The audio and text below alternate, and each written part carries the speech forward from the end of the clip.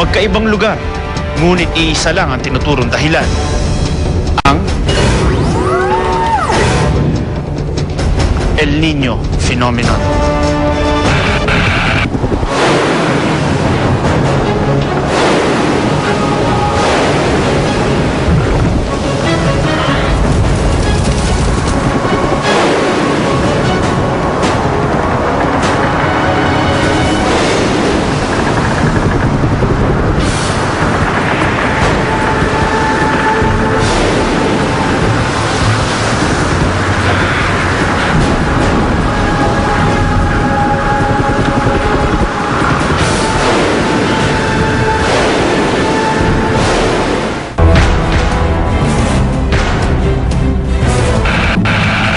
Winter ng taong 1997 sa Southern California, isang napakalakas na bagyo ang patungo sa Pasipiko.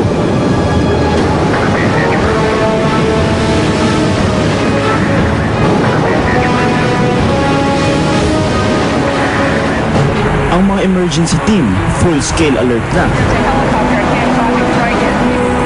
Ang walang hintong pagbuhos ng ulan ay nagpaapaw sa mga ilog. Ang lahat ng nasa paligid dinadamay.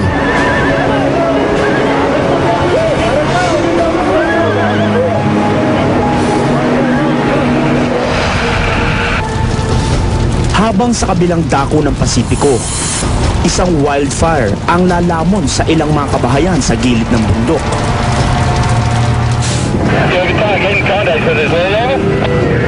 Yeah, how long before you hit this fire? Tag-init ngayon. Tuyong-tuyo ang Central Coast habang ang Southern California ay binabaha.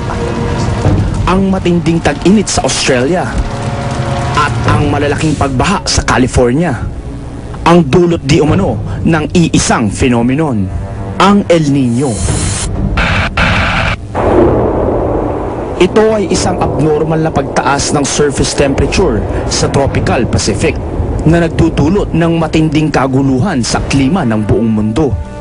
Ang mga tubig sa bahagi ng equator malapit sa Australia ang siyang pinakamaligamgam sa lahat ng karagatan sa mundo.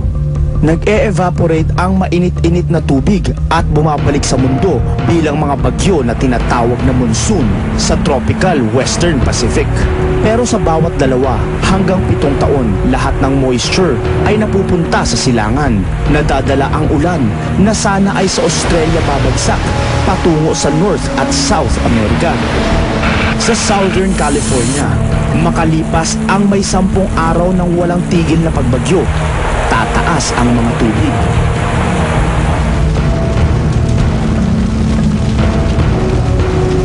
Ang mga lupa at batong gumuho ang magpapalakas sa baha. Nalagay sa panganib ang mga ari-arian at buhay.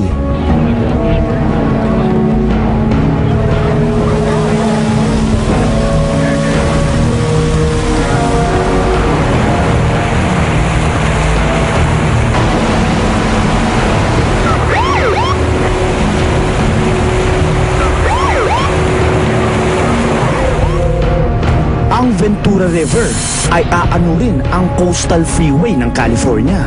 Umagang-umaga, walang kamalay-malay ang mga mamamayan sa Riverside Mobile Home Park sa paparating na bagsik ng tubig. Si Shirley Manes, inising ng rumaragasang tubig. I watched it and it was like a wall of water.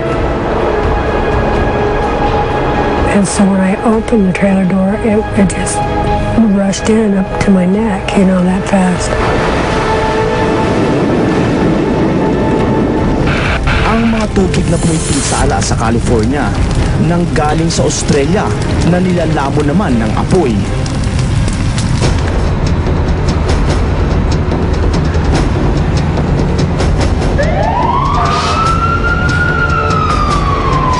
Dinala ng El Niño ang pinakamalupit na bushfire na ngayon lamang daw nila nasaksihan.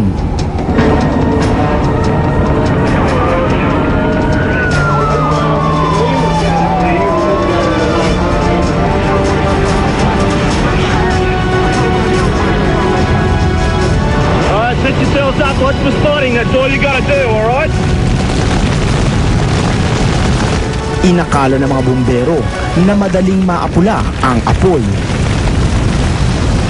Pero nagbago ang ihip ng hangin na siyang bangungot para sa mga bumbero.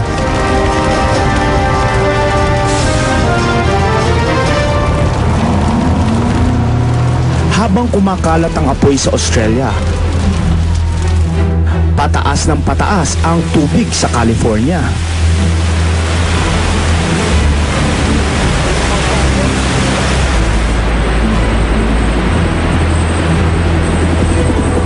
Hindi na magkanda o gaga ang mga rescuers sa dami ng mga dapat iligtas. Patindi ng patindi ang panganib.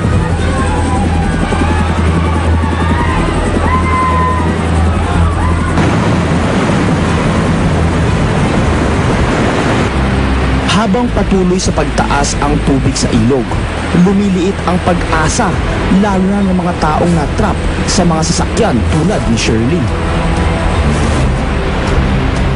Lalangoyin na ni Shirley ang kanyang kaligtasan. There was no chance of swimming. It just grabbed you. It was very dirty, extremely dirty, and mucky and muddy. Hanggang sa makita na siya ng rescue chopper, pero hindi naging madali ang kaligtasan para kay Shirley.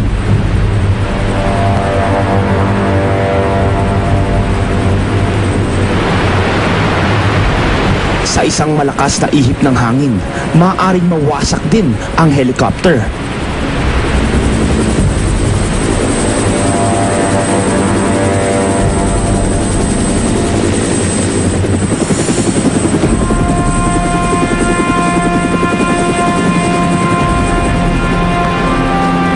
Matindi ang kapit ni Shirley sa kanyang kaligtasan. Helicopter, we're bolting her in.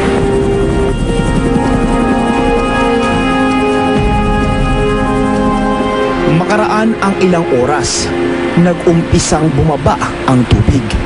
Ngunit ang bagyong dala ng El Nino ay iniwang lubog ang buong rehiyon.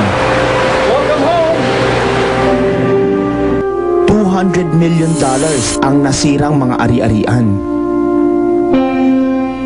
8 tao ang namatay.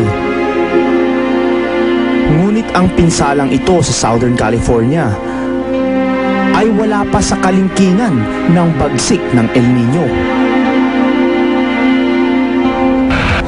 Susunod dito sa Anatomy of a Disaster. Sa mga kabundukan sa labas ng Sydney, palala ng palala ang mga bushfire na sanhi ng El Nino.